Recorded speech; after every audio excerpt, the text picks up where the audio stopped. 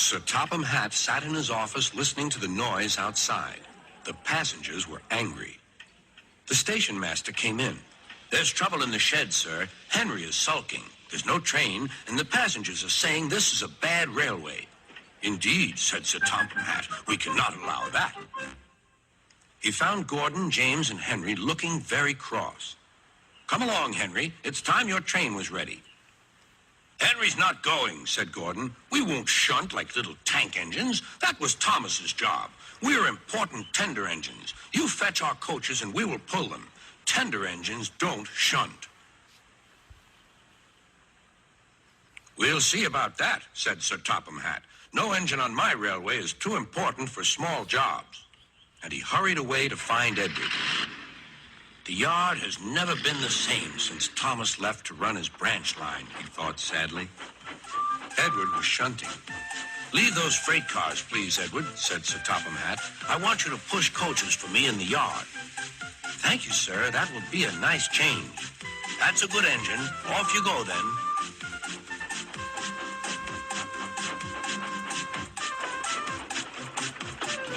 So Edward found coaches for the 3 engines, and that day the trains ran as usual.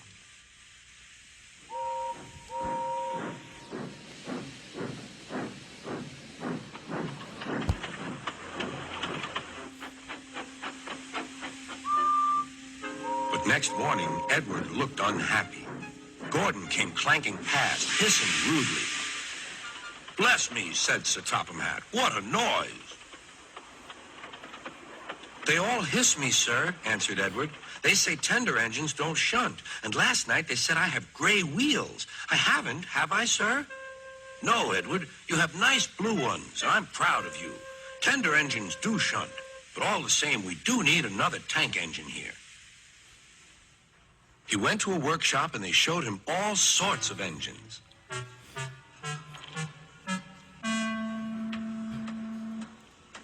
At last he saw a smart little green engine with 4 wheels. "That's the one," he thought. "If I choose you, will you work hard?" "Oh, sir. Yes, sir." "That's a good engine. I'll call you Percy." "Yes, sir. Thank you, sir." And Sir Topham Hatt brought Percy back to the yard. "Edward," he called, "here's Percy. Will you show him everything?" Percy soon learned what he had to do, and they had a happy afternoon.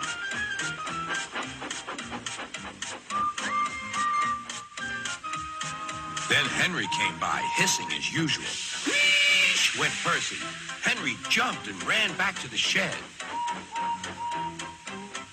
"How beautifully you wheeshed him," laughed Edward.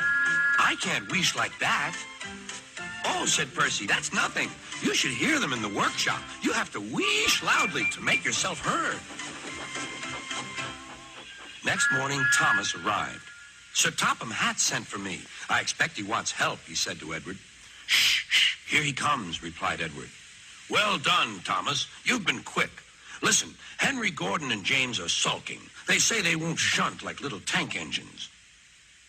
So I have shut them up, and I want you both to run the line for a while." "Little tank engines indeed," snorted Thomas. "We'll show them. And Percy will help too." "Oh, sir. Yes, sir. Please, sir," answered Percy.